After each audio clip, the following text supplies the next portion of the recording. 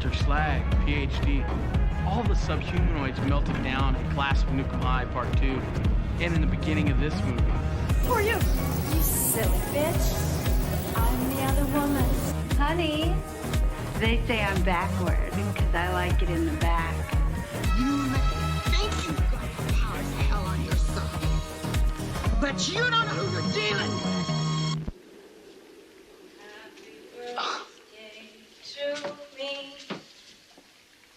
Happy birthday to me. Happy birthday, dear Ginny. Happy birthday to me. Just because I married your mom doesn't mean you could walk around the house dressed like a slut with your taglines hanging out. Ooh, damn. I think I saw that on porno. Oh. That's just the stepdad. Yeah, which is less common now, because I feel like it might be really creepy. You think stepdad porn has gone down in popularity? Because it's creepy. Oh, no. I don't think it's gone down. I just see step bro now. Yeah, oh, God. Help me, step bro. I'm stuck in the washing machine. Well, if you're referring to pornography, then these taglines are going to hit you pretty hard. Oh, God. Tonight, Daddy's coming home to slice up more than just the cake. Oh. Yeah, you're going to get a piece of that pie, too. Why was there a part...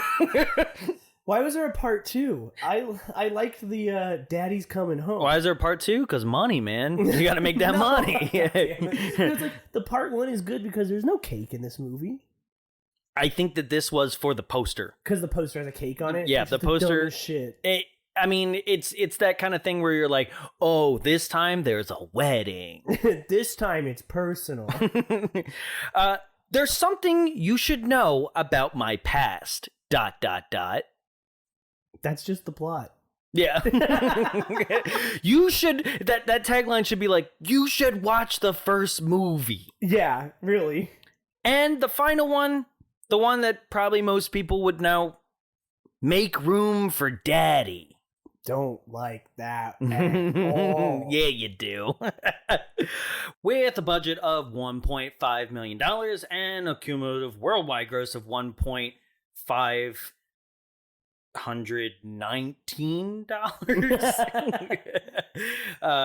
More than likely, the information that I collected is a little bit off, but if not, okay, they just made their money back. Yeah, $19,000 plus. Here's those stats, guys. 1 flashback scene with a knife to the chest, wooden doll stabbing devices, billy clubs to the face, car truck hand slams, bottle breaks, broken bottle stabbings, 1 sex scene, strangulation, bridal veil suffocation, meat fork hand stabbing, cake knife stabbing, claw hammer to the chest, and 5 deaths in total, with a 5.7 on IMDb, a 2.8 on Letterboxd, and a 0% on Rotten Tomatoes, based on 5 reviews. Oh. But you know what? There was 5 people that cared enough to say this was shit. Yes. It's 1989's Stepfather 2. Let's drop some bombs.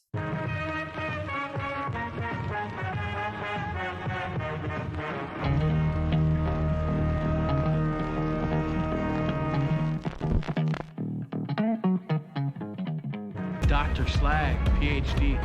All the subhumanoids melted down at Class of Nuclei Part 2. And in the beginning of this movie. Who are you? You silly bitch. I'm the other woman. Honey, they say I'm backward because I like it in the back. You think you've got the powers of hell on your side, but you don't know who you're dealing with.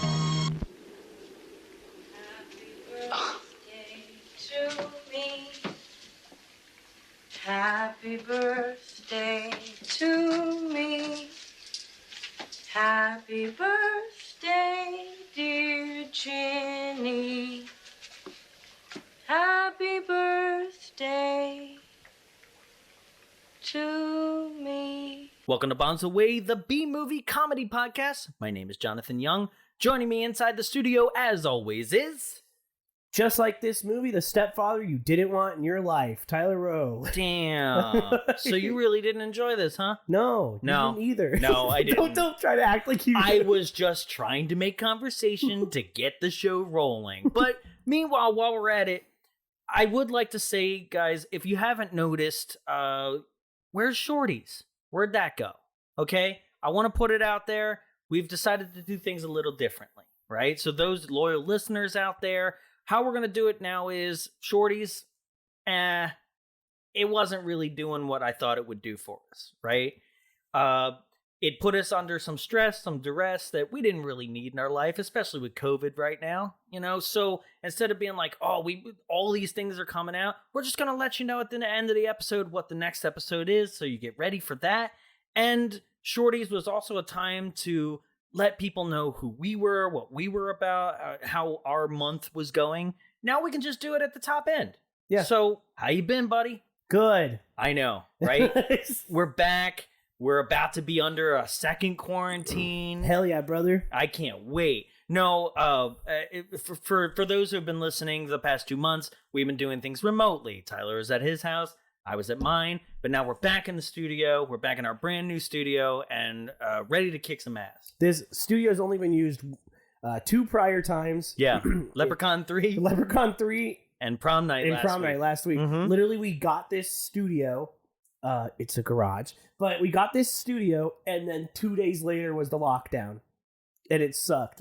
So it really was. And what was it? It was about like 2 weeks in. You were like, I can't see you no more. You broke up with me. I did. We broke up. Yeah, I was like, you can't keep coming around these parts, partner. That's exactly how it went down. I was like, but we have work to do. But I don't know what those tapes have on them when they come to you. You're gonna bring me VHS COVID. Oh, that's true. Yeah.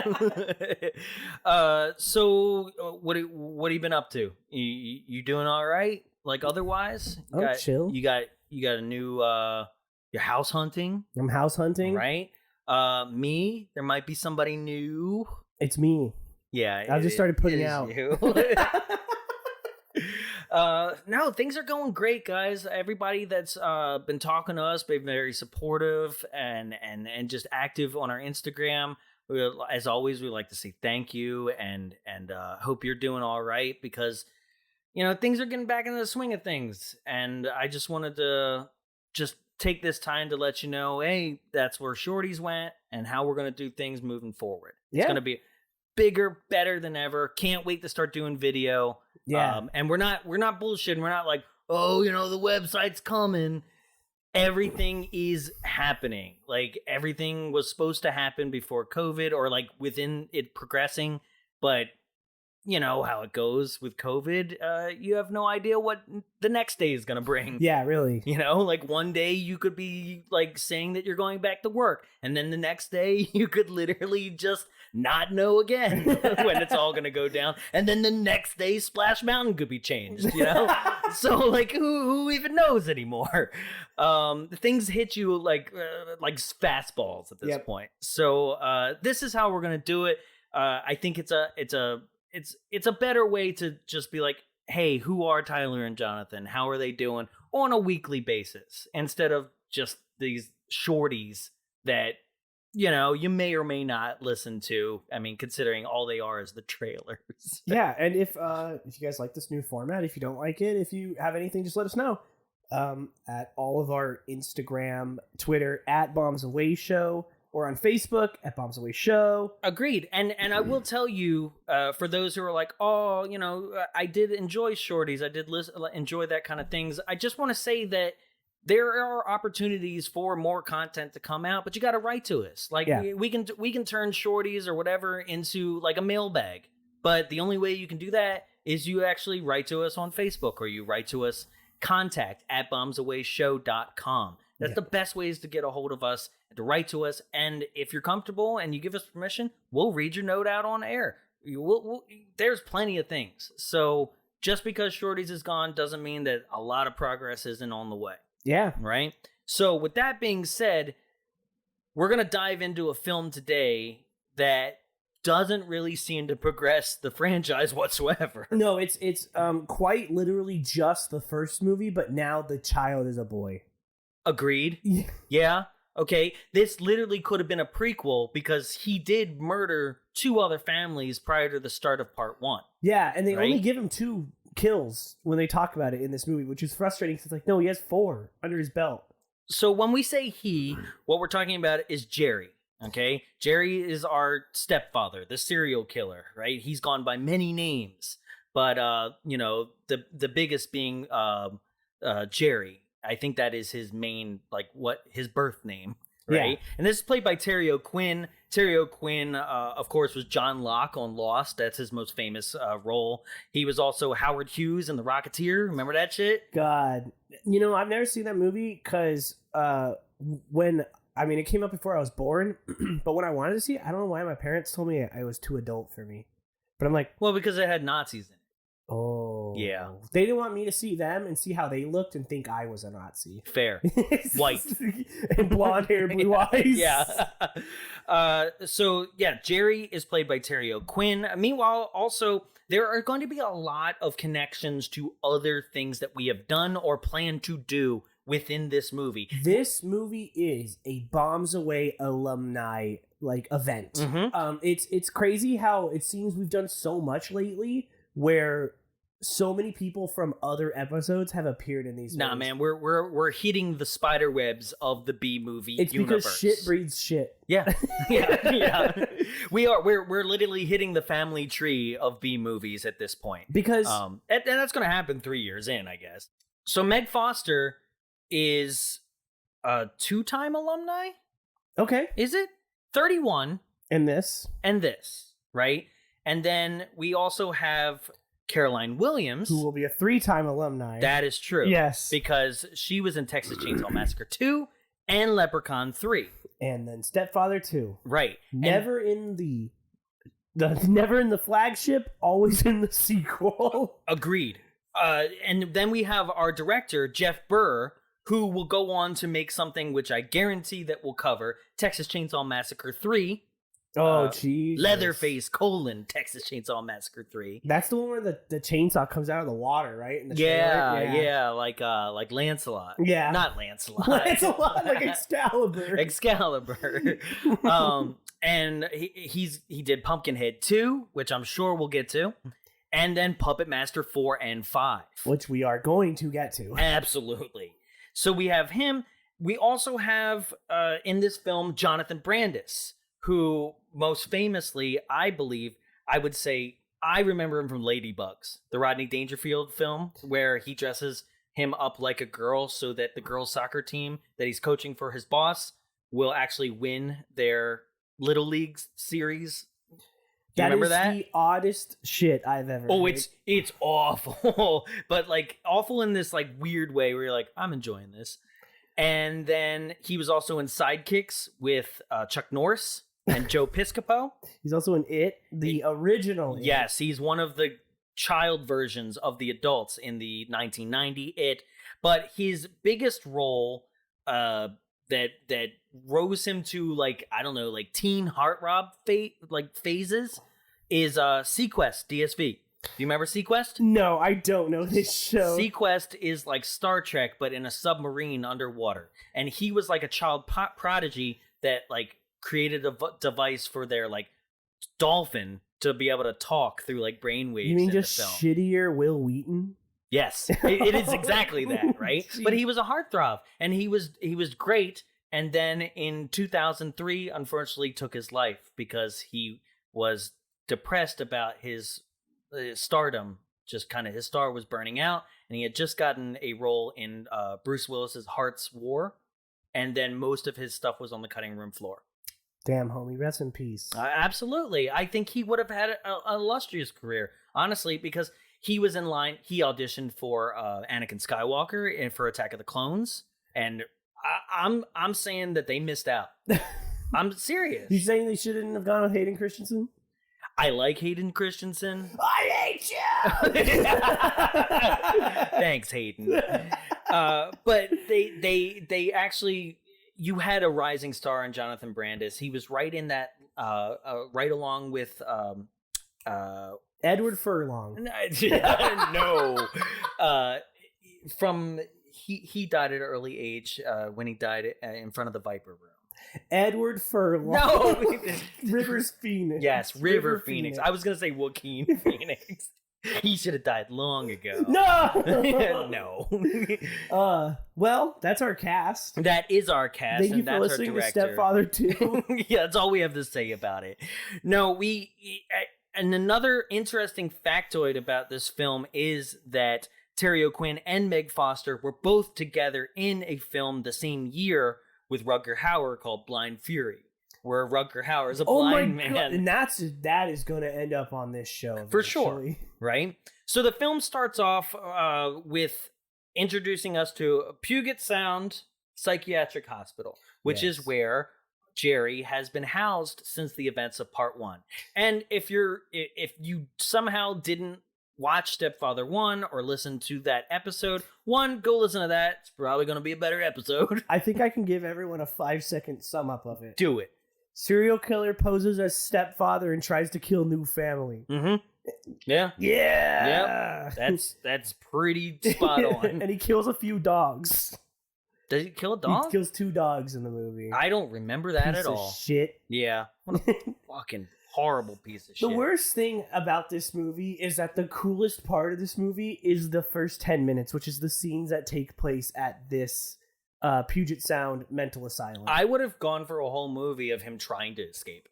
Yeah, because he gets out easily. Yeah. Spoiler alert, he gets out. The stepfather when he gets out. This is I sympathize with him because he's in there and he's painting miniature models, and I was like, that's gonna be me when I'm committed. Oh, that means that Carly has to go. For you to be a stepfather, you're gonna have to take care of your first family. Damn, I'll just treat my kids like I'm their stepfather. So, in which way?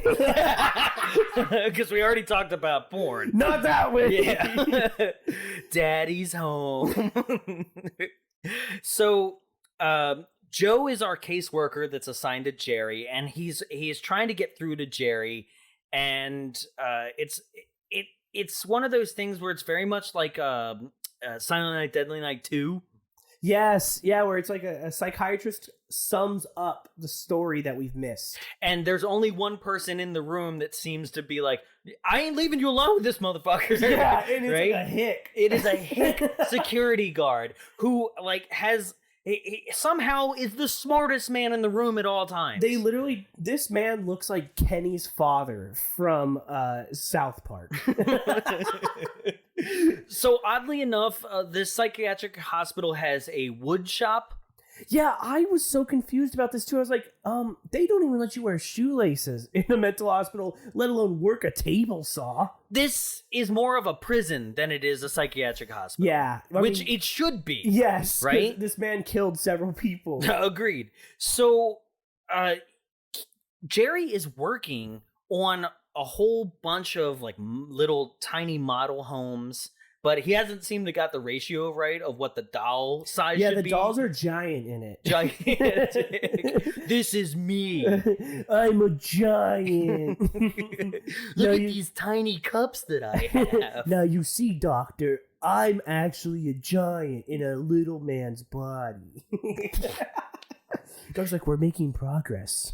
So Jerry obviously escapes. He's got to further the plot. Yeah, okay, this escape is wild. It's actually probably my favorite kill in this movie. So this little doll that we mentioned has a shank in it. Yeah. I don't know how he hit it because it seems to come out of the feet. It's retracting. Really? Yeah, he literally pulls it out. How do you make something like that? How does it retract? It's not a pen. Yeah, this is actually a knife someone smuggled in for me, but then I put it in this man. Yeah. But yeah, he stabs him in the back of the neck. He acts crazy to trick the psychiatrist into thinking that the security guard should come in, and then tells the security guard, "Oh, I misinterpreted the situation." So then when he dies and pushes the button, because he like takes his entire model home and just like shoves it across the room and destroys it. And he's like, "But see," and the doctor's like, "Oh fuck, I'm gonna die," and then he's like, "No, see, things can be destroyed, but then they can be put back together," and he's like, "You're free to go. Put this man on the streets." But yeah, and then Jerry stabs him in the spine with this shank and kills him, and then he proceeds to bludgeon the security guard. Yeah, calls him back into the room. Yeah, steals his uniform and just walks out. Walks fully out, and then in which is my favorite kill of the film, Jerry proceeds to find a guy who just got back from a vacation. It's like, I can't wait to see my wife and kids. I'm an innocent bystander. and the guy, he helps the guy load his luggage into the back of the trunk. The guy's hands are in the trunk of the car. And Jerry just slams that trunk on him. And the guy's like, what? But as he's doing it, it's such classic, like, cliche bullshit. As he's screaming, a train is going by. So it's like, so you can't even hear the guy screaming. I like that. And then he kills him and takes his shit. Takes his car and proceeds to... I don't understand how this is possible, but Jerry proceeds to grow more hair. Now... yeah. So it showed us earlier that he makes a pube mustache to make himself look like the security guard that he escapes as. But he literally grows more hair. There's actually not even an explanation for where he... all of a sudden has more hair because he's balding. Okay, so they do show in the first movie, remember, he has had all those different wigs and stuff this like that. This one doesn't even show him putting a wig on. It's just like, yeah, he has the hair now. It's him. Yeah.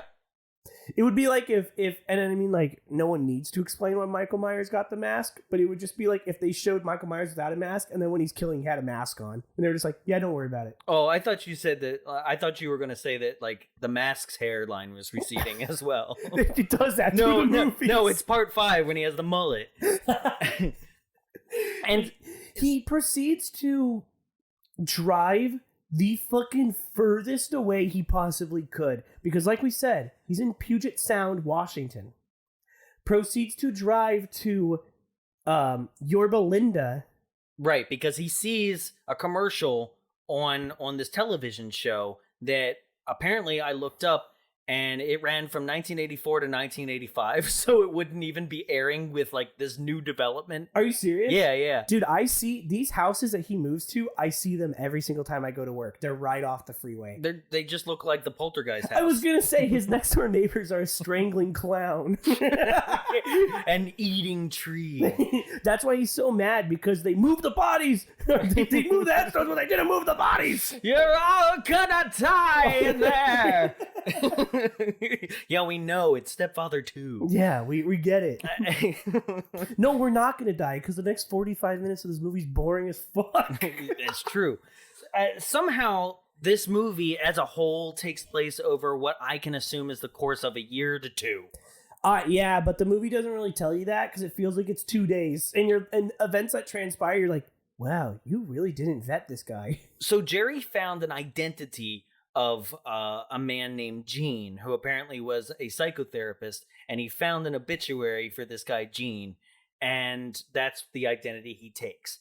I do not know anything about identity theft, but I feel like it's a little more complicated than, like, yeah, I'm Gene and I have a full-on psychiatry practice now. Yeah, the key to identity theft is getting to someone's social security number, and he definitely didn't do that. No, apparently the key to identity theft is just circling the name in the paper. But I'm also like, how did you barely steal this guy's identity and then buy a house in his name? So he buys a house in this guy's name. He's posing as this guy. Not only does he buy a house in this guy's name, he buys a house in this guy's name from the real estate agent who is going to be his future wife. Yes, because she's the realtor. How? How is she the realtor? No, how does he pull a quick one on the other main character of this movie? He doesn't have his social security number. Fair. How did he? It's like School of Rock. He wrote a check. He's like, make it out to Dewey. That's what I go by outside of school. I mean, as somebody who used to work for escrow, I can tell you I didn't give a fuck. Damn. So Jonathan is responsible for the 2008 economic collapse. Yeah. The Big Short's actually about him. Yeah. I let that bubble burst. So, Gene now, Jerry, right, gets the tour by Carol, played by Meg Foster. Yeah, I do love where he's like, there's no basement in this house, It's like, yeah, you idiot, it's California. Yeah, you fucknut. Actually, I've since you mentioned, I've been searching for houses. There's a lot of houses out here in Riverside that have basements. Really? Yeah, we looked at a house that had a full-on cellar. It was spooky as fuck. That's for the twisters. So, you really like that one, huh? Oh shit, Carrie always dies so great in that movie. So he's watching this video datetronics tape, which is literally a video dating service where you got a VHS, and anybody who is unfamiliar with it, I tell you to look up 1980s video dating, but it won't be the women version. It'll be the actually funny version, which is all the guys. Yeah. You know the video I'm talking about? Yeah. Yeah, where it's like, I don't like a woman that smokes. She smokes, we're done here. Yeah. You know, I actually think there was a serial killer who found women through that system.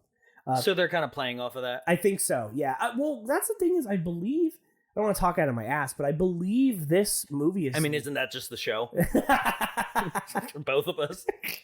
But nobody calls us on our shit. You're like, I don't want to watch these movies, so I'll believe them. It's not that we aren't talking out of our ass. It's that nobody is calling us... Nobody is like, yeah, I'm going to write in and tell them they were wrong. It's not that we're not talking out of our ass. It's that our listeners love the smell of farts.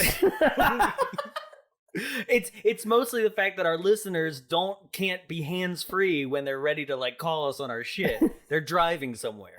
But I think this movie is loosely based on a serial killer. I think we established that in the first one. Yeah.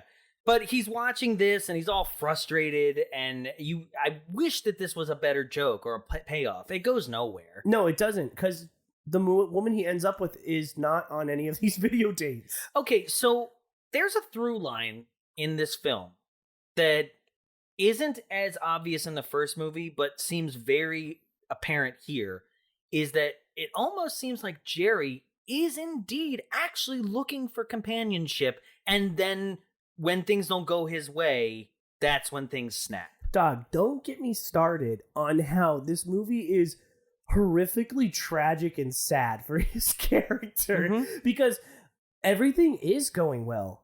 To an extent, until some things happen that we'll talk about later. Until you manipulate and murder somebody. Yeah, sure. Well, yes, yeah. That's typically a no-go for me. Yeah. But typically. Yeah, typically. There's been times. It's that hotness to crazy scale. Fair. Yes. Fair. Very fair. You kill one person, and I don't know about it until later. If the sex was good, I might brush it off. But the thing is like, he is like a darkly tragic character. This movie gave him way too much of like I kind of feel bad for him. Especially by the end. Yeah. Very much. So he somehow starts an in-home group therapy practice. For all the undersexed women in the neighborhood. And they're immediately just there and on board. Like, I don't know how much time has passed. Do you know how sad suburban women are? what did he do, though? Just make a flyer and, like, slip it under the door and be like, hey, does your husband not fuck? You know, I do. I typically don't... No, he doesn't. Welcome to malpractice. We'll get to that in a second, but one of the You're right, he doesn't. Yeah. One of the things about this that's wild is I'm typically all for a movie not explaining too much. I don't like when a movie treats the viewers like they're idiots and they need their hands held. I also don't like it when you're talking about treats like idiots. I don't like it when it treats its other side characters who don't have an agenda as idiots. Yeah. But makes them ask questions way too late. But this movie literally was like, how did he become a psychiatrist and trick all these women? You don't fucking actually care. And it's doesn't matter. Actually, I do. I'm confused. And he's like, fuck it. He has all of them. Fuck it. Caroline Williams is a mailman. Fuck it. that was the wildest development in this movie for me. Yeah. But it's also like, fuck it. He hates hearing about pussy getting eaten. Mm-hmm. Okay. This motherfucker's an incel. Okay, so... Yes. Tell me I'm wrong. He's so mad that these women are like, I love getting my pussy ate. And he's like... You're not supposed to go below the belt! I'm supposed to eat steak only! No forehead kisses till after marriage. He proceeds to listen to this woman talk about how her husband loves to hear the sounds of musicals or hymns and carols and things like that. This woman, the way that she tells this story sounds like she is being like, she's on the verge of being murdered if she doesn't do it. It is upsetting the way that she tells this story. She's like, on Sundays, we usually unplug the phone. That way, Jake and me are left alone. Quality time between a husband and wife is very important, Sally. Anyways, this last Sunday, being Jake's birthday and all, he wanted something special with his present. And what was that? He wanted me to hum a song.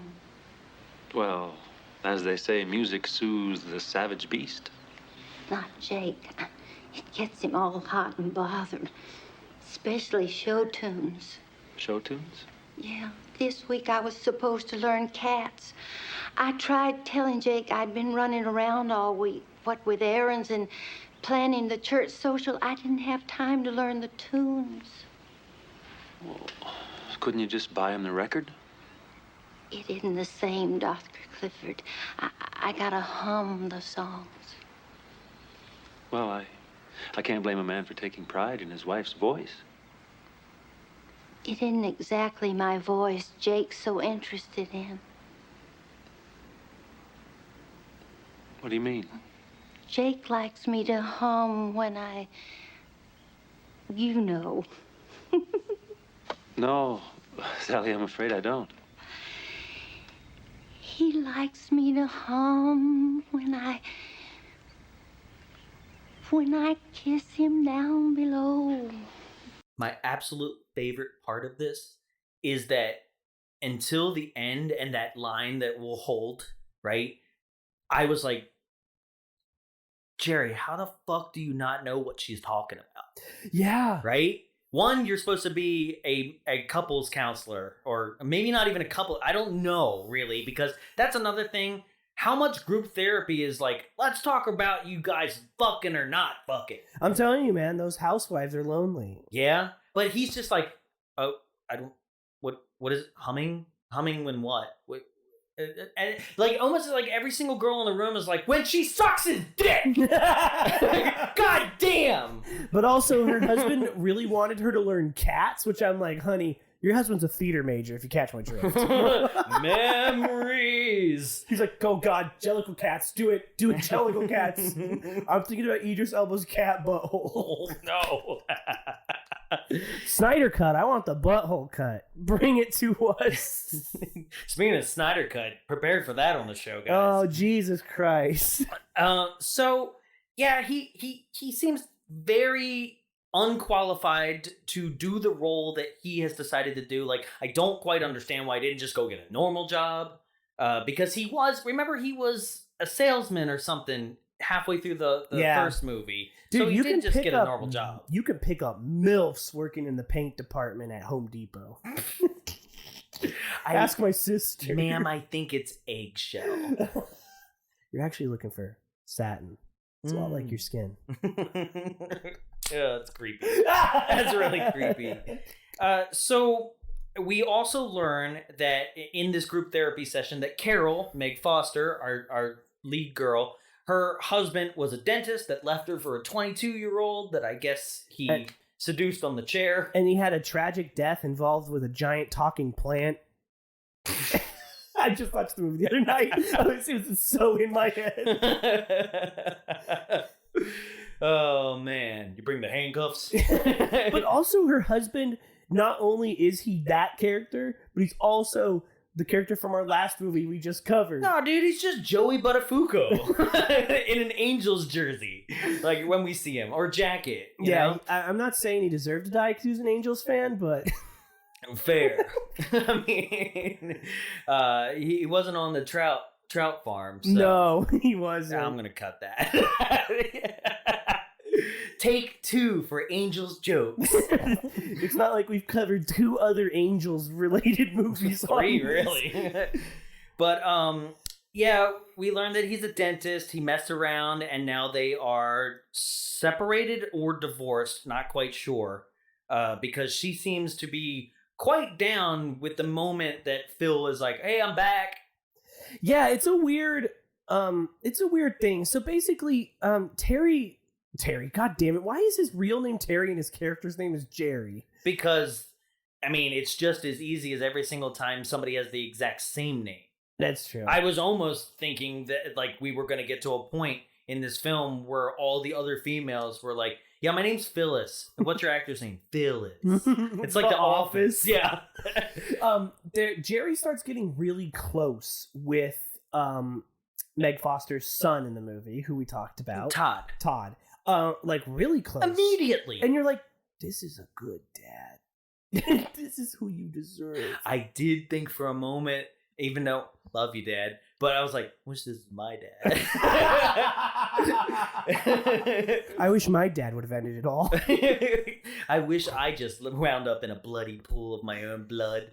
Yeah, he's like throwing a tennis ball against the wall, and Meg Foster's so stressed, and he's like, I'll go talk to him. And you're like, oh my god, he's gonna beat the shit out of this kid. He goes out there, he's like, hey. He's like, I bet my mom would want me to stop. And he's like, no, you know, if you throw it sidearm, it'll be a little less unpredictable. It's like, aw. What if this movie took a wild turn and it wasn't a slasher? It's about a guy becoming the best father he could be to his stepchild. After the events of the first movie, he actually did, like, when he's like, things can be demolished, but things can be rebuilt. It's like a family comedy after this. Okay, but that very much speaks to the tone of the film, which feels like, instead of a horror movie, just a goddamn Lifetime original.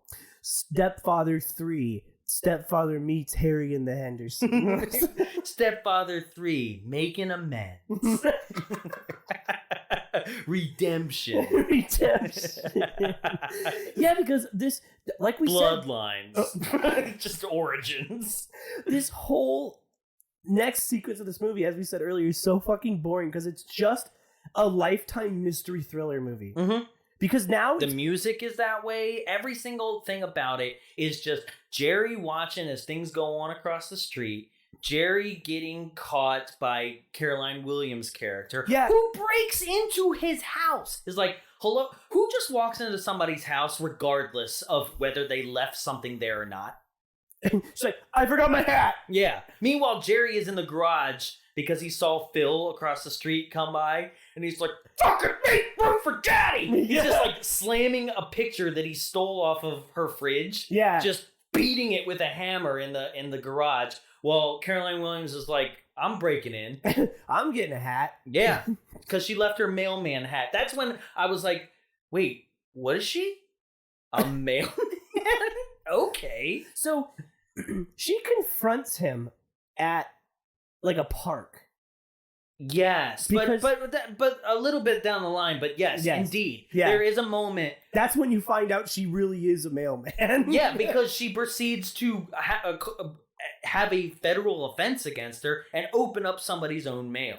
Yeah, because she's trying to figure out, so what's so wild about this movie is it's a slasher, right? The kills should be driving this movie, but it makes a hard stop to the point where now what's motivating the movie is that Caroline Williams' character is discovering who Terry actually is. Yes. Jerry, god damn it. She's discovering who he is. And that's the story of what's happening now. Trying to cover his tracks. The story becomes more of covering your tracks so we can get to the wedding that was promised on the poster.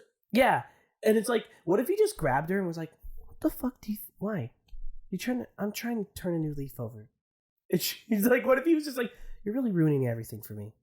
What's interesting about that dynamic between Matty and Jerry is that you are correct. He never just fully has a moment where he's like, listen, okay, I messed up and that's not my name, but you're right.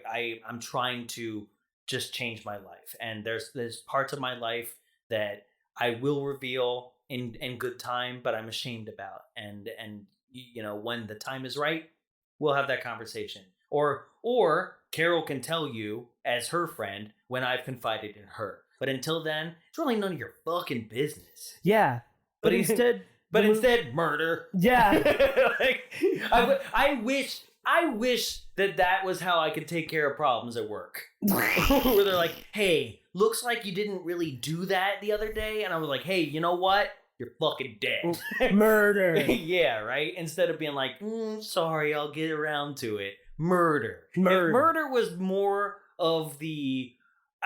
if murder was more mainstream, I'm down. You're just working the wrong job. That's fair. You gotta be a police officer. Yeah, true. So Gene and Phil have a meeting, right? Carol says, Phil's thinking about getting back with me, and he's like, tell him to come see me tonight.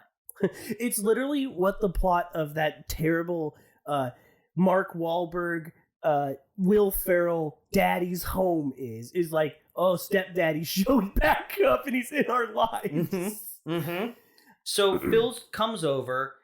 Todd sees Phil pull up in Terry's driveway. And so he sees his own father and has a conversation with him where he's like, what's up, champ? I'll see you in a bit. And Todd's like, yeah, I don't give a fuck. But does see his dad, right? Yes. Because that's important. So now, not only do we have Terry telling Carol, hey, tell him to come see me tonight. But then we have Todd seeing his own father in that man's driveway. And then Phil disappears. And nobody's like piecing this together way more easier than what we have here. And also the only person who's suspicious is a 9-year-old child. Yes. He's like, where'd my dad go? Yeah, where'd my dad go last night? No, champ. He saw me and then I know left. he said, fuck that bitch kid, I'm out. It's rough, man. So they have a conversation and Terry is like, yeah, Carol doesn't want you. She didn't have the guts to say it to your face, right? And Phil's like, that was bullshit. I'm just going to go talk to my wife. Right? Yeah. And he's like, wait, I lied. Yeah, he's like, you called my bluff, shit. You're right. Gives up so easily. I totally expected you to be like, okay, and leave. I guess we're going to have to resort to murder. It's unfortunate because now I'm going to have to kill you. Right? So he goes, come in here, have a drink with me. We'll discuss like what she really said. And Phil's like, oh, no problem. I could go for a drink. And he goes, you having any? And he's like, nah. But this is about time I cracked open that bottle. Smashes it over his head. Love this line. Just because it's fun. We got to a point where something's fun. And he smashes the bottle over his head, takes the bottle, and then proceeds to stab him to death. Yes. To death. As he goes, make room for daddy. Right? They're and I'm like, really trying to give he's him daddy. Yeah, he's dead. They're really trying to give him a catchphrase now. They really are. It's like, naughty. Yeah. Stepfather 2. So, as if it wasn't enough that he has just killed the father, he then proceeds to take his car, with him in it, to a junkyard, gets it crushed. Okay, but what is with this junkyard? Why does this junkyard look like it was just cleared so that we could have, like, a battle royale with a bunch of cars shining their headlights in a circle? Well, there's that. But, like, the entire ground is just clear of cars and debris so that Jerry can have a free-for-all. Well, it had to be clear because the schedule's really tight at this junkyard because Jerry had to do it, but then they also had a fight with Freddy and Jason booked at 9. So they had to make sure that, everything was out of the way. And then immediately after that, John Saxon had to bury Freddy's bones. So, yes, see, yeah. So it's a tight schedule they're on here at this junkyard. And then immediately after that, Little Devil and the rest of the people from Nothing But Trouble decided to have a party. Yes, see, yeah. It really is the same kind of junkyard. It's the busiest junkyard on Earth. But yeah, so Terry goes in there. He's got Phil's car. He's crashing it around, and I guess the idea is to make it look like it's just another car within the junkyard. Yeah. But every other car in the junkyard around it has already been smashed to a pancake. Do you know what's going to happen? What? Some junkyard workers be like, this car wasn't here yesterday. Open it, see the dead body, and be like, I got to call the police. That's what I thought. What I also think is weird is that he gets out after crashing the car. And in my mind, I was like, oh, he's going to do like a drunk driver thing, which is kind of what he did in the first movie, right? With the therapist. Yeah. And this time, he's like, nah, I'm just going to take this metal bar and beat the shit out of it some more and then just leave it. Yeah. Leave it? Dude, your DNA is all over this car. Okay, that's another thing. Because he thinks about DNA and wiping the fingerprints when he kills Matty later. But here, not like it doesn't matter. He's like, yeah, those Those junkyard workers don't get paid enough to pay attention. I've seen Making a Murderer. By the time this is over, that junkyard guy is going to jail. And there's going to be a whole Netflix documentary about it. And me, I'm in the clear with new wife. Yeah, it's just, so no one really gives a shit that this guy's gone. Meg Foster barely does too. She's like, where'd he go? Oh, he just went back to his hotel. I called, they said he checked out. It's like, oh, must fucking hate you. And that's it. He must hate you and your creepy blue eyes. That's it. But there's never even a conversation about Phil told me that he wanted to get back with me. Why would there be anything different? You know, like there's this kind of dialogue. Like, hold on, you literally talked to him last night and he told me he wanted to get back together and now he's gone. And he's like, yeah, I'm your therapist, but let's fuck. Let's fuck. It'll be hot. But he's not actually about let's fuck because Terry is not an intimate person. He as is we learn. An incel. Yes. Sex makes him mad. Like, it's so weird. So I want to touch on something I think is very important because the film thought it was important. Camptown races. This is the oddest, like, the fucking most baffling, weird, like, moment of this is how he gets caught. Literally, the moment it happened, I was like, this is how he gets caught. Stepfather 2 lives in a universe in which nobody has heard of Camptown races. Yeah. And if you're sitting there nobody being like... has seen Blazing Saddles. Is that in that? Yeah, that's the song that all the railroad workers get all the white cowboys to sing. But what's funny is that even now, somehow, if you do not know what we're talking about, just give yourself 5 seconds and hum it to yourself, right? Because apparently nobody else is like, yeah, it's Camptown races. Not a single person. Like, Terry whistles this song throughout the entire film. And Todd goes, hey, what song's that? And he's like, oh, let me teach it to you. Teach it to you? Like, just sing it back. Yeah. And he's whistling it, mind you. He keeps whistling it. He's been whistling it since he walked out of the psychiatric hospital in the beginning of the film. But every single person is like, what's that song? What's that? And somehow also doesn't know how to, like, if they do not whistle it, then they don't know how to get it out of their mouth. They're like, ha-chi-cha-cha, ha-chi-cha-cha, boo-boo-goog. Honestly, I thought maybe it was like, I thought he was doing chopsticks, honestly. I think it went, na na na na na na na na na na na na na. That's not it. That's not it. No, it wasn't the Maple Leaf Rag. Na na na na na na na na na na. That's not it. No. I don't think it was that it either. Yeah, nobody, like, they're like, it went, I don't know. You know, music shit. Yeah, nobody, like, it's like the all of Your Belinda is just like, I've been out of the zeitgeist of music for a long time. All those honkies in that town, if it was a fucking Johnny Mathis song, I'm sure they would have been like, yep, that's it. It was Johnny Mathis. It's really weird. I didn't understand why he was whistling that, but I got it. It was Rod Stewart. I know Rod Stewart. But that's going to be important because that is the key reveal, is Camptown races. Yo, I just want to I want to hype it up because I think it's the funniest fucking reveal in this movie. The way that it's revealed and the person who reveals it has a reveal of themselves that is so fucking funny that it came out of left field for me in this movie. So, yeah, he teaches Todd Camptown ladies how to whistle it. Camptown ladies? The Camptown ladies. Isn't it races? Races? Yeah. Ladies? Camptown ladies? Am I saying I don't know. You might be right. We just spent 5 minutes talking about how stupid people are that they don't know the song, and then we don't know the song. That's fair. We just don't know what the name of the song is. Remember what we said earlier? Just talking out of our asses. Hey, man, at least it went full circle. You know, it's a lot better than most movies that we deal with. Don't worry, we'll be right. stupid another time. It's Camptown ladies sing this song. Races aren't singing shit. Interesting. It's both. Is it? Yes. Oh, hell yeah. Okay, It's not Camptown- fully out of our ass, It's more out of our Camptown urethra. races and Camptown just pissing in the wind. Yeah, man. I mean, whatever. So, yes.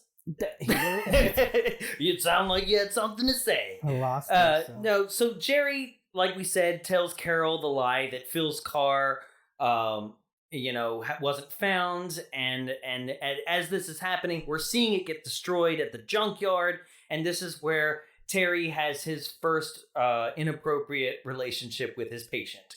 Well, just like any good Christian, he fucks and puts a ring on it because he asks her to marry him in the next scene at this, like, it's not an engagement party that they have. They have a party where they get engaged. Mm-hmm. So yes, it is an engagement party, but it's a party where an engagement happened. What's with Carol's outfit here? Are you talking the denim on denim with a brooch? No, not that Oh, one. that was earlier. That's Caroline Williams. We'll get into Carol, that. yes. We're talking about Carol's outfit where she's dressed up like a sailor. You know what I'm talking about? She's a shift at Scoops Ahoy after. There it is. She proceeds to have this party. Like I said, I don't know what the party is, but it's just reminiscent of the party in the first But movie. also, we don't even know the fucking timeline. No, we don't. But yeah, boom, they're engaged. He asks her to be his wife, and Caroline Williams, Matty, who's already concerned about him, and is like, you don't even know this guy. We don't know him as our psychiatrist, which is weird to say. Like, you should research before you're like, yeah, he's my doctor. Yeah, but like, how much do you really know about your psychiatrist? You should know a lot more than they do at this point. That is true. And so she's concerned, which causes her to keep finding more and digging deeper into the whole of who Jean really is. So at that point, Caroline Williams is like, no, her other friend, right? No, it is Caroline Williams. Yeah. Right? She goes, yeah, all he gets, the only mail that I deliver for him is bills and junk mail. He never gets any correspondence from any friends or family. And I'm like, I guess I'm a serial killer too. Yeah, it's all I get too.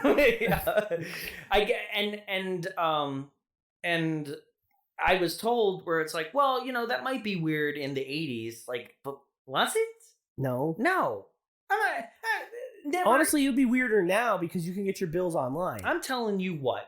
If I went to World War II, I'm sorry. I'd be like, honey, I got some shit going on over there. I'll write you when we're done. If you don't hear from me, I'm dead or alive. Yeah.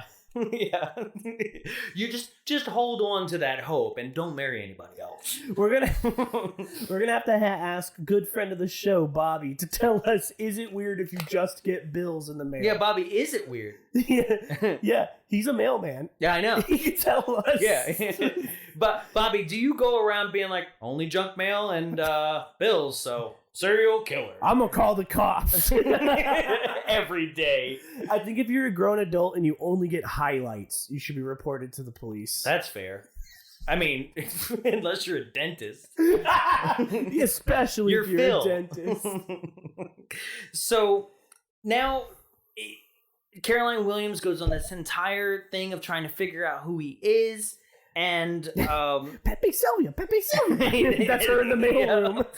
And she opens up his mail, and then we have it's not really an important scene other than I just want to point out, why does Jerry eat his breakfast as if he's ready to have his breakfast shot like it's in a breakfast commercial with a giant pitcher of milk and orange juice side by side with his cereal bowl? Here's my question. A pitcher of milk? Ew. That shit's gonna go stale as it sits out like that. Stale? You know what I mean. Yeah. Like, you know what I mean. It's not gonna get crusty. No, if you put an open thing of milk in the fridge, it still gets gross. It needs to be sealed so there's less air going in it. Right. That shit's nasty. Yeah. That's just fucking gross. But he's also, when we're talking about this, it's not like he prepared breakfast for all three of them. This is him in his own house. It's like Frosted Flakes. Part of a well-balanced meal. And then on the side, it's like a dead body. Which is not me, well-balanced. Yeah, he's like, ah!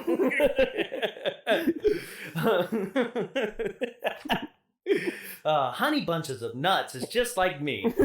Nuts. So, yeah. Grape nuts. It makes me shit. Also, I'm nuts. See this pitcher of milk? Isn't it clear? He's strangling Caroline Williams while he's having a shit. Grape nuts keeps me regular. So Jerry is confronted by Matty with what I found one of the most enjoyable scenes, just because she's like, hey, yeah, so I looked you up and this isn't your name. He's like, oh yeah, I had to change my name. And she's like, but also, like, it says that you went to this high school, and this high school is not where you said you're from. Oh, and my God. This is, like, the most... And I know this scene is not played for comedy, and it's the funniest thing in this movie. I couldn't handle it. I was like... Ah. She proceeds to go... She goes, oh, yeah, and you were on the basketball team? He goes, yeah, what a great time that was. She was like, this basketball team? And it's a picture of an all African-American high school basketball team. The coach is black and all the players are black. It's like as if Jerry was on the Tri-Lambs from Revenge of the Nerds. And he's just like, you got me. He has nothing. He has no explanation. I have Michael Jackson disease. I would have loved for him to try to still explain his way out of it. I really would. Where they're like, I was actually the manager of the team. That would have been better. I think I would have been able to pull it off because that's real for me. Yeah, it's I was sick that day. Well, he turns around. He's like, "Excuse me, Matty. I think it's racist that you don't think I could be on that basketball team. Have you ever seen Larry Bird?" So Jerry proceeds to bring Carol flowers for something that I guess we missed. Where he's like, "These flowers are an apology." For what? For killing your husband. Yeah. But he proceeds to give her that, and he's like, also, let's have sex. Yeah. Okay? So we have a sex scene between the two of them. I just want to say, I was reading some comments. I don't want to get too much into people's looks that much, but I always thought that Meg Foster was a striking woman, right? Like her eyes. It's those baby blue, gorgeous eyes. They scare me. Right? They scare you? They scare the shit out of me. They're sexy. They're just so pale. Mm-hmm. They just like, I don't know. They scare me. She looks like a witch. Okay, have you seen Masters of the Universe? No. Okay, she plays Evelyn in that. And that's the first time that I saw Meg Foster. And I truly think that she really, the look is perfect. She looks like, otherworldly. She looks evil. And it's great. Do you know why her eyes scare me? And now why I just said it makes me think of a witch? Because you think she's an alien in They Live? No, because she's... oh, that's right. She's in that. I love They Live. But the first role where I realized it was her is she's in Lords of Salem. Yes. As a witch. Yes. So I think that's why I have this association in my mind of her being scary, is that character that she has. But I read a lot of people, because a lot of people will post about Masters of the Universe and they'll be like, how do you feel about this person? You see that on the forums a lot, that, for like B-movie stuff. And everybody's always like, those eyes, they scare me. I don't understand why somebody's so terrified over somebody's eyes. They're scary. But I think in this scene, to me, I'm like, this sex scene, it's good. It's making me feel sexy. Mm-hmm. Mm-hmm. Mm-hmm.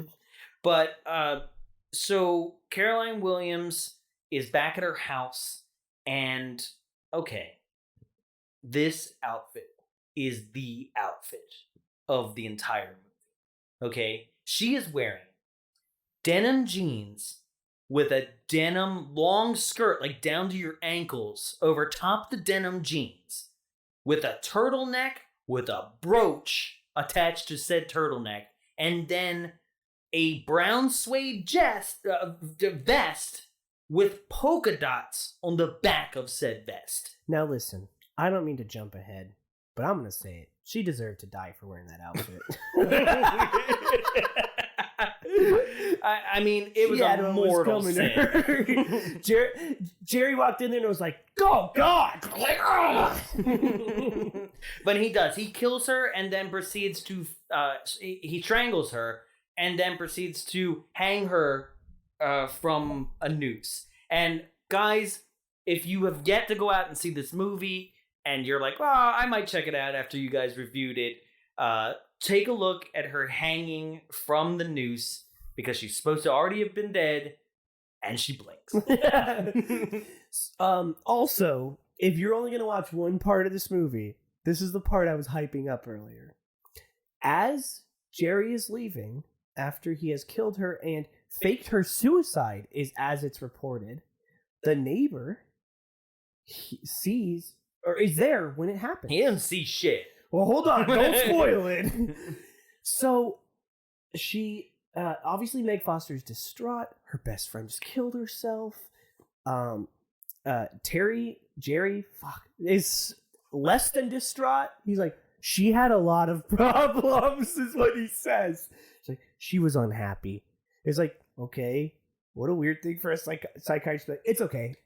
But my biggest question here is that why is there not an investigation in which the police would question the psychiatrist of a person who just committed suicide to see if it all adds up or there's foul play? And thus, once questioning the psychiatrist, be like, wait, you're the fucking guy we've been looking for. I can tell you why. Why? You see how white that neighborhood is? Damn. You want to get real dark about this, don't you? It gets us you? again. Mm-hmm. But, so, the neighbor comes over. The neighbor of Matty. Mm-hmm. And he whistles a song. What song would that be? To camp down racists / ladies. Yeah. But it is exactly how we were describing it. Where he's like, I've heard this song. I don't know how it even goes. And he's saying this, right? And she goes, what do you mean? He goes, I heard that the night that she killed herself. I heard it coming from her house. And you're like, oh my God, he saw Jerry leaving the house. Jerry Jean. And then proceeds to reveal, I was hyping this up earlier because it's my favorite fucking thing. This motherfucker's blind. Yep. And only heard Camptown Race. And also is the only time he's in this movie. Yeah, he's like, I'm blind. Thank God. Yeah. And he's only there to plant this seed for the fact that he has heard To Camptown Races coming from the house the night she died. Mm-hmm. Drop there. You're like, okay, so this is gonna happen. That's it. Meanwhile, Terry, on his way back from Caroline Williams' house, grabbed a bottle of wine that I guess Matty likes or something. Yeah. And proceeded to bring it back to Carol, who had fallen asleep after they had sex. And it was supposed to be, I guess, late enough in the night where it's like, where'd you get this bottle of wine? And he's like, man, don't worry about it. I got 7-Eleven. Yeah. They have all the good stuff. That is fair. They do. If you want a 40, we got you. Do you want 3-4 Locos? We won't ask questions. Mm-hmm. You want dick pills? Yep. So they get into a weird fight about when the wedding should be, whether it should be delayed because of her friend committing suicide or not. And then we just jump to the wedding. So I don't know who won that battle. He's like, hey, fuck your friend. Let's have the wedding. Yeah. And here we are. It's wedding day. They're getting ready in separate rooms. And then Todd is whistling the Camptown Races song. And that proceeds to get Carol all fired up in her head, being like, wait a minute, that's what the blind guy said. Wait a minute, and no one's ever whistled that song before. That's what I mean! Like, what? Like, how do you put these together? You could have written so many better things that could have connected these things together. Todd, where'd you hear that sound? On Sesame Street? Oh. Huh, okay. Yeah. Or, I mean, literally, you could have done something such as, like, Matty left a wedding gift for you, and inside the wedding gift is the black basketball team picture. That would have been better. there. It's like, how do you explain that your husband was black?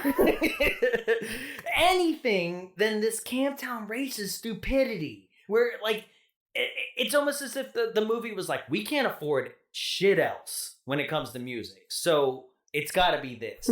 But it's such a popular song. Listen, we were having him whistle "Spin Me Right Round," but then we had to pay for the rights, and it just fucked us.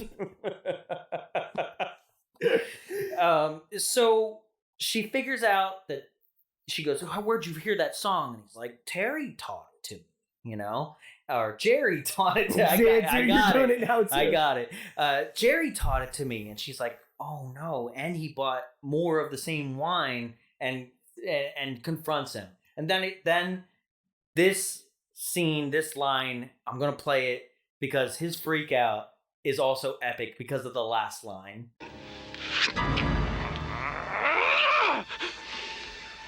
What do I have to do? Why is this so hard? Haven't I said that I love you? Haven't I been like a father to that boy? I even had sex with you, for God's sake! I love the idea that he's like, I don't like to fuck!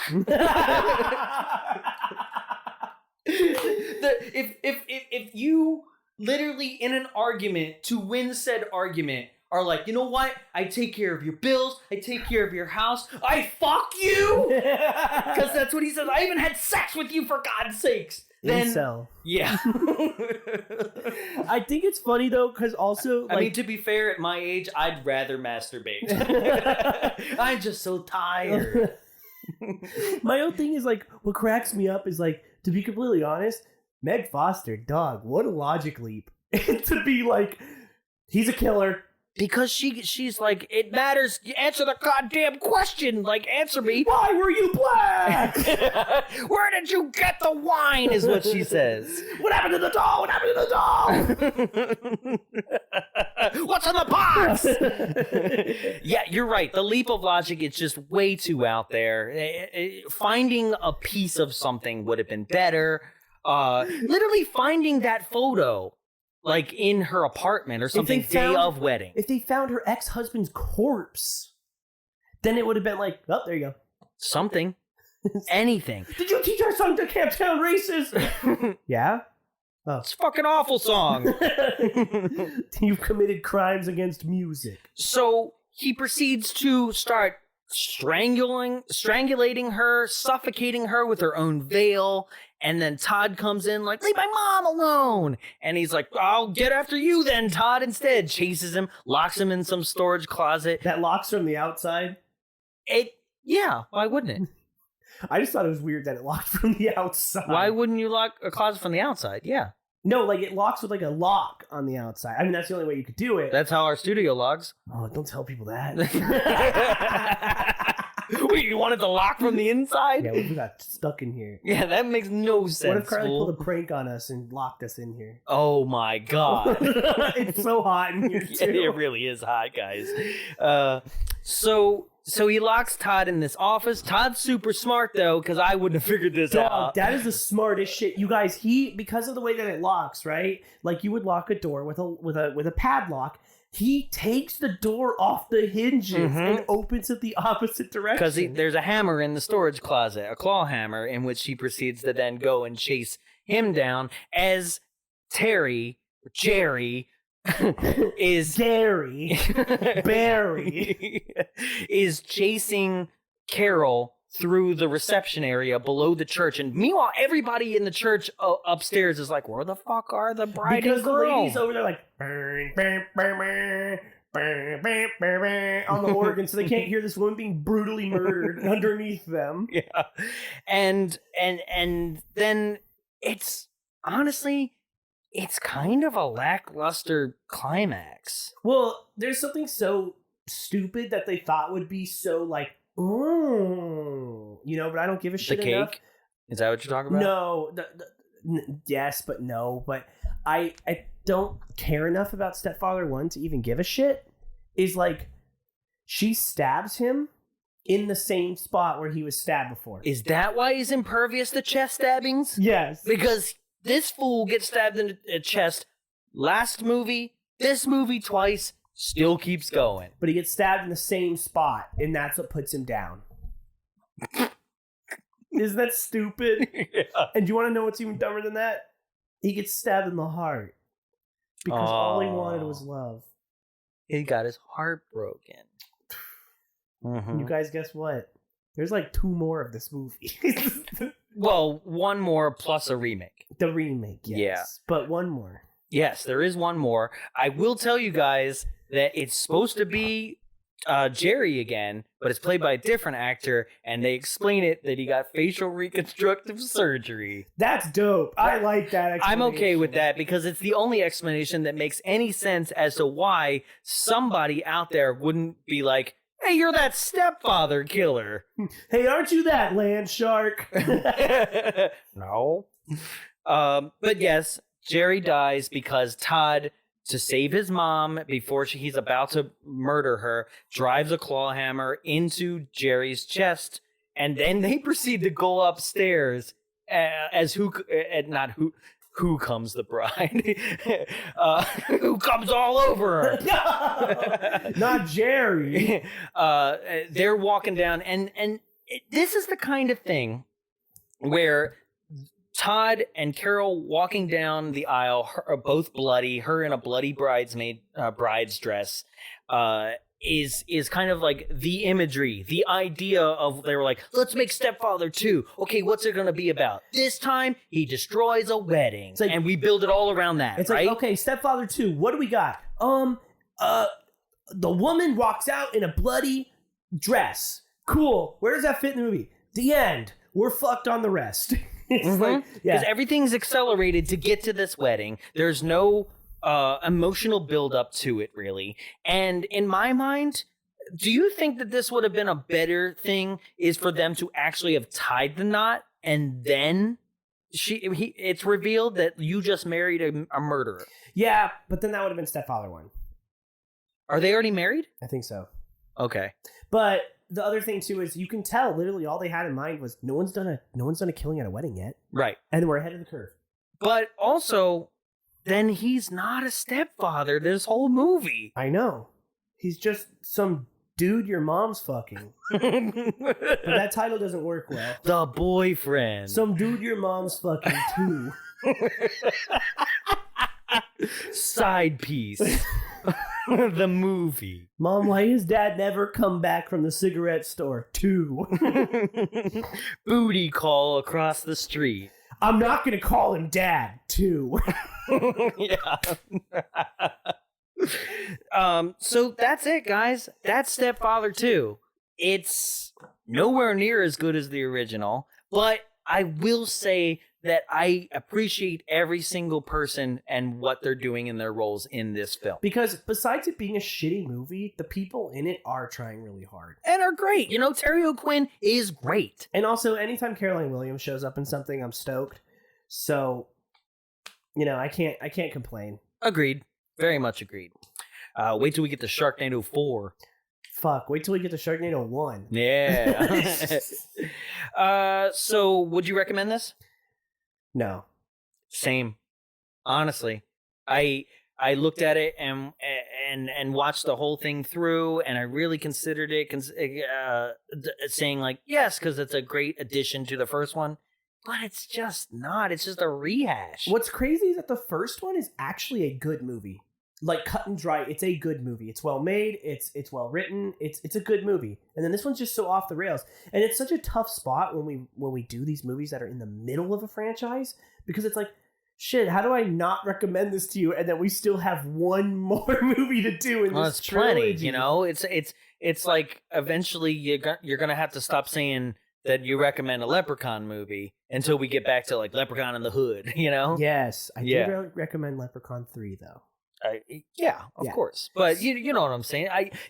That's a perfect example. There's going to be lulls in most of these franchises that we're getting into. Like, I have a feeling that I'm not. If it's anything like Stepfather 2, I'm not going to enjoy Puppet Master 4 and 5. Well, so what do you give this on the Jaws scale? Jaws 3. I am in full agreement. Yeah. Jaws 3. Jaws 3. It's not unwatchable, but it's just not great. It's trying too hard. It is. I think, personally, this movie would have worked so much better as a dark comedy.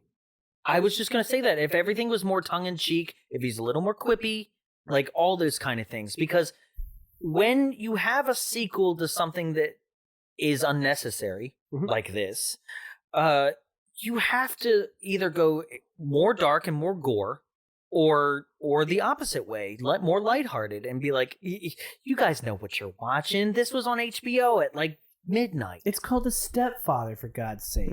You know what I mean? Like, yeah, I think it would have worked as a dark comedy. Absolutely. So yeah, Jaws 3. So that's what we thought about it, but there's still a couple people that we need to hear from. First off is the person who usually has to sit through all these films, but I'm pretty sure I already heard that she did not watch this one. So no, but she did ask me if it hangs dong like the first one, and I told her no, and she was pretty bummed. Okay. Which is a great segue then. Because she loves Lost. So she was like, oh, Terry O'Quinn doesn't hang dong. No, he doesn't. Well, that's a great segue. Where should this movie hang dong? When he's in the basement hitting that photo with the hammer, I would have wanted his penis hanging out of his pants. Oh, that's okay. Like he was jacking it, but then he was like, it's like flopping around. Okay, yeah. I would have to say that I would want this film to hang dong probably at the end. Straight up as his like final line. He's straight up like he's bleeding out, and he's just like because what's the final line is basically he's supposed to say till death do us part, and he's like till death, and dies, right? And I wish the camera just panned out and at his tuxedo pants had fallen down. Like he's Patrick Bateman in that one, or Patrick Bates in that one scene in American Psycho where he's running with the chainsaw butt naked. Okay, yeah. Daddy's home. No. So you've heard from us. We didn't really have to hear from Carly because she didn't see this one. There's still a whole group of people that we need to hear from. They think they're the most important people in the world. That's why they do the reviews in the first place. This is Gimme 5. These are 5 and 10 star reviews pulled from Amazon and IMDb. Tyler finds these. I have no idea what they're going to say, but here we go.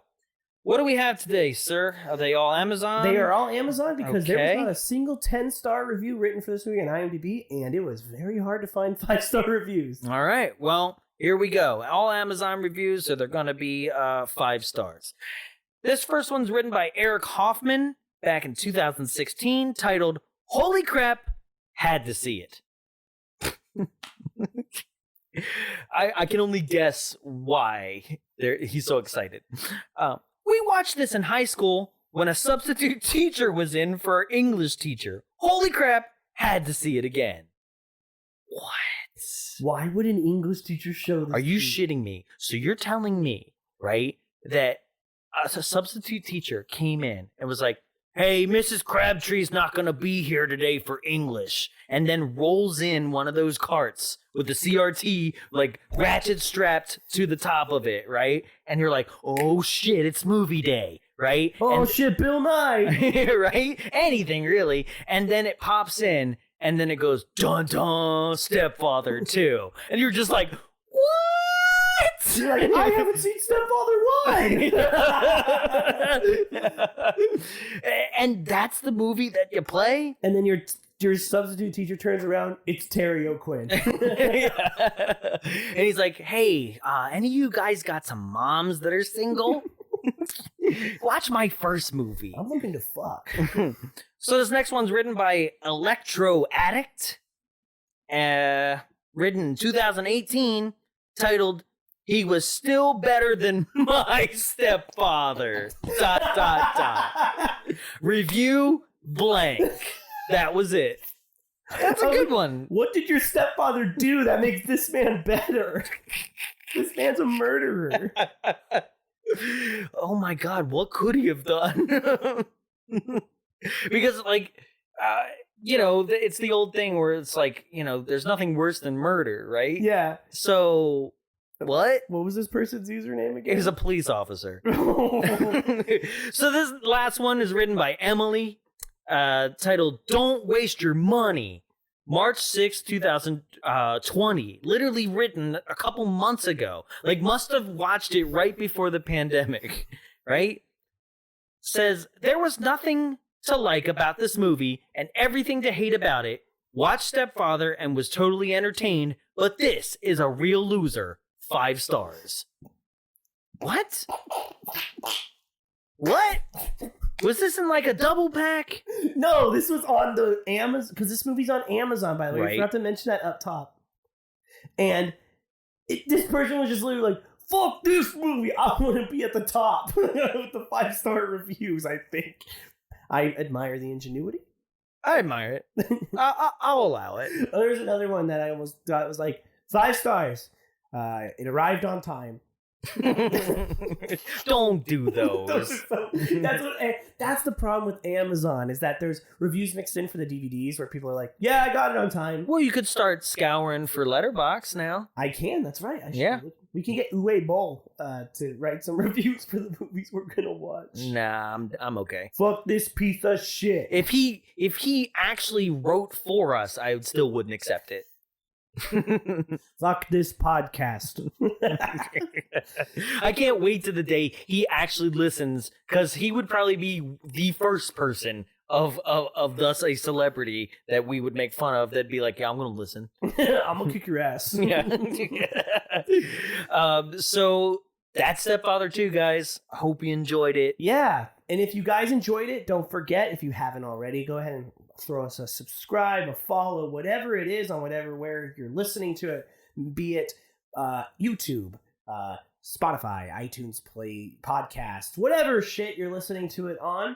We are also on all social medias at Bombs Away Show. And if you like to send us a message, let us know. Let us know if there's something we could change. Let us know if there's something you really like. Throw us a review on all of those platforms. Reviews help us a lot.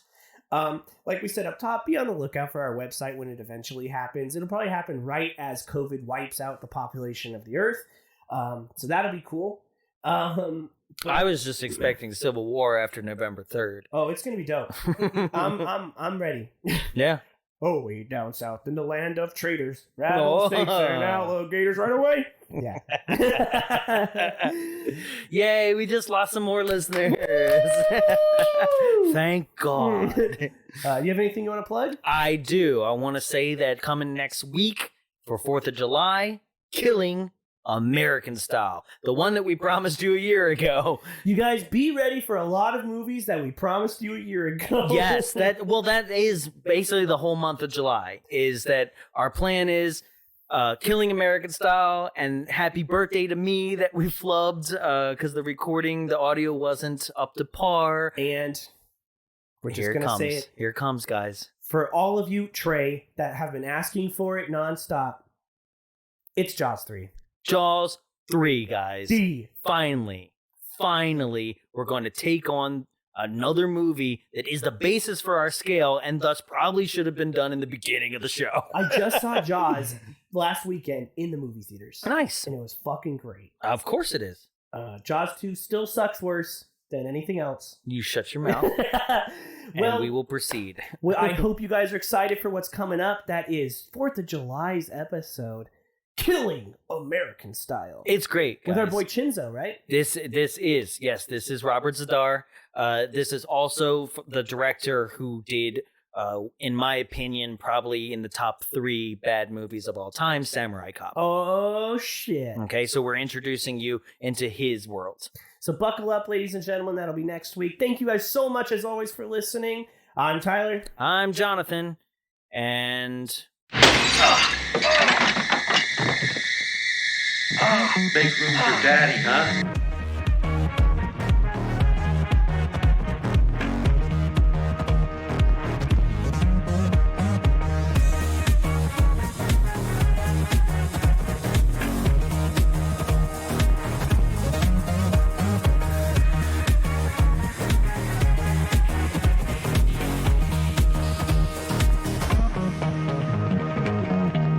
This has been a production of Big Bulb Entertainment, executive produced by Jonathan Young.